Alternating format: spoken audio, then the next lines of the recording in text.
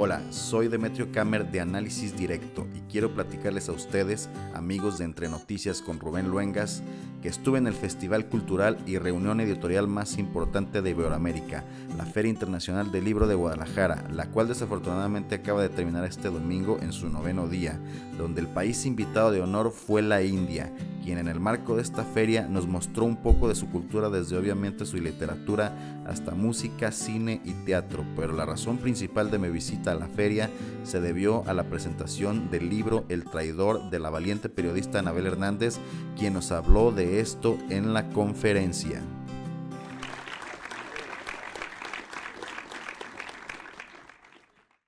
Soy una periodista de investigación que ha dedicado los últimos años, 20 años de su carrera periodística, a hacer que el poder en México rinda cuentas. Vicente Zambada Niebla, el hijo del Mayo Zambada. Y este joven le pide a su abogado, Fernando Gagiola, que me contacte. El propósito del abogado es seguir una ruta de defensa, una ruta bastante controvertida. Y la ruta de defensa, la estrategia de defensa que en ese momento la defensa de Vicente Zambada había planeado es hacer que el gobierno de Estados Unidos cumpliera, hiciera honor a su palabra y que cumpliera un supuesto acuerdo que había pactado con el cártel de Sinaloa desde al menos 9 años atrás, a través del cual supuestamente el cártel de Sinaloa habría estado dando información al gobierno de Estados Unidos y a cambio el gobierno de Estados Unidos le daría impunidad y protegería de una u otra manera al cártel de Sinaloa. Empezó a haber un litigio en la corte de Chicago, donde los abogados del propio Vicentillo estaban diciendo: tú me prometiste impunidad y no me puedes juzgar por un delito que tú me permitiste hacer. Ese era el argumento de Vicente Zambada Niebla. La propia DEA tuvo que presentar ante la corte de Chicago estos documentos que hasta ese momento eran secretos, donde efectivamente había firmas de un contrato como un informante de Humberto Loya Castro, que era abogado del Chapo y del Mayo Zambada, con la DEA. Y en ese momento, esa estrategia de defensa, para mi sorpresa, al hijo del Mayo le funcionó. De una u otra manera, logró poner de rodillas al gobierno de Estados Unidos. El gobierno de Estados Unidos no solo trataba de proteger que esta información saliera pública, sino que había algunas cosas incómodas en estos acuerdos entre agentes de la DEA y el cártel de Sinaloa, que son supuestos pagos de sobornos del propio cártel de Sinaloa, del Chapo Guzmán y del Mayo, a agentes de la DEA, cuyos nombres están aquí y son revelados por primera vez, y es una de las cosas que el gobierno de Estados Unidos nunca permitió que saliera pública en el juicio del Chapo Guzmán. La portada de este libro, que es este dibujo provocador, inquietante, el hijo del Mayo Zambada se pinta a sí mismo como un payaso. Este payaso es así como se ve el hijo del Mayo Zambada. Después el abogado compartió conmigo un diario que Vicente Zambada Niebla comenzó a escribir cuando estaba encarcelado en México. Vicente tenía reuniones con la DEA, el abogado del Chapo tenía reuniones cotidianas con la DEA, porque era verdad que la DEA había utilizado información del cártel para detener a muchos de los enemigos del Chapo y del Mayo Zambada. A través de estos diarios que Vicente comenzó a escribir en 2010, cuando todavía estaba prisionero en la cárcel de Almoloya, Estado de México, antes de ser extraditado, los escribe en 2010, 2011, 2012, 2013, y son documentos, diarios que él escribió de su puño y letra. Es a través de este diario que uno puede entender realmente qué es el cártel de Sinaloa, quién es el Mayo Zambada, cómo opera el padre como rey en Sinaloa, y el padre le seguía alimentando al hijo de información para que el hijo siguiera dándole esta información al gobierno de Estados Unidos, y el padre se deshiciera día a día de cada familiar que ya no le caía bien, de cada socio que pues estaba creciendo demasiado y que pues no fuera a competirle en el negocio, de cada proveedor que de pronto él pensaba que este proveedor no solo me vende a mí, sino le está vendiendo también por ejemplo, el cártel de los Beltrán Leiva, no me gusta, también le ponían el dedo, como se dice en el argot criminal, y el Mayo siguió utilizando hasta el final, diría yo, pues hasta el 30 de mayo pasado, a su hijo, utilizándolo para deshacerse de un montón de personas que ya no le eran útiles, porque eso es lo que ha hecho el Mayo a lo largo de 50 años. El Mayo Zambada utilizaba diversos escudos humanos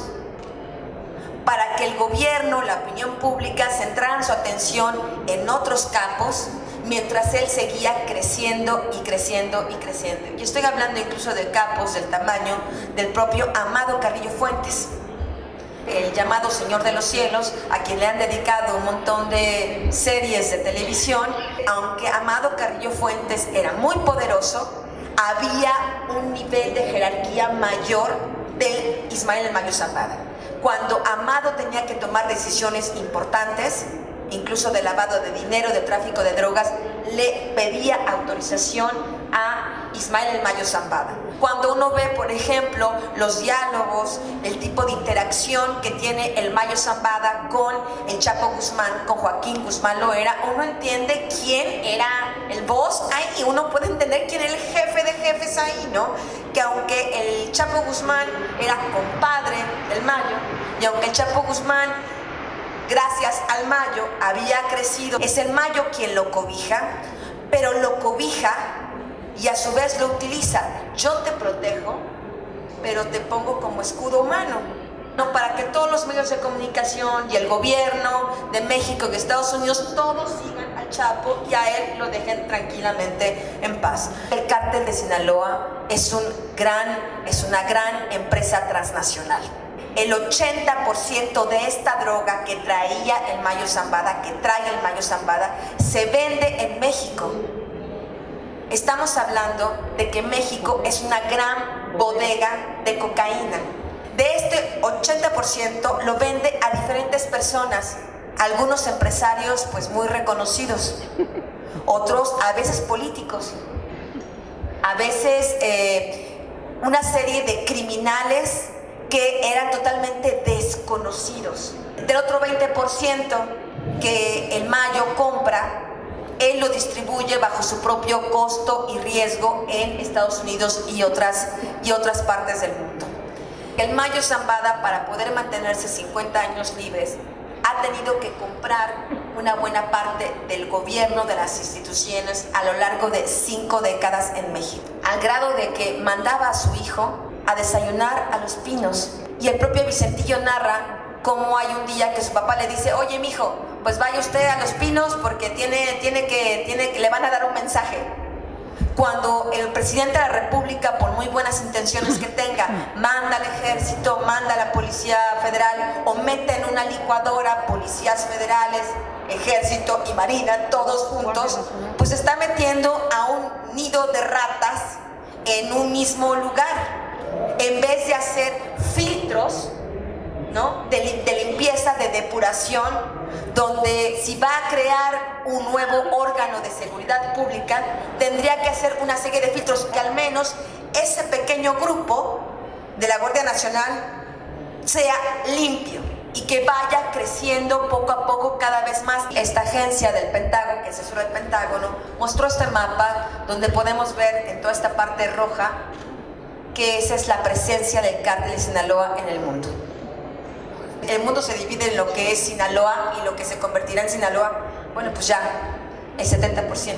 del planeta está ya penetrado por el cártel de Sinaloa. Los carteles de la droga fueron rompiendo sus propios códigos internos y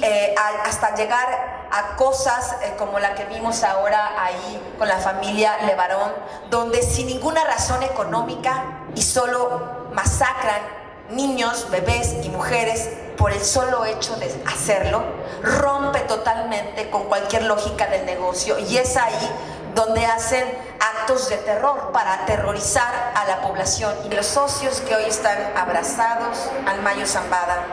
tomando tequilas ahí en Quilá, en Culiacán, jamás hubieran pensado que quienes puso en la cárcel a sus hijos, a sus hermanos, a sus amigos, fue el Mayo Zambada. Hoy lo saben. La aportación de este libro es una implosión dentro del propio cártel que es probable que tenga consecuencias a no muy largo plazo. Gracias.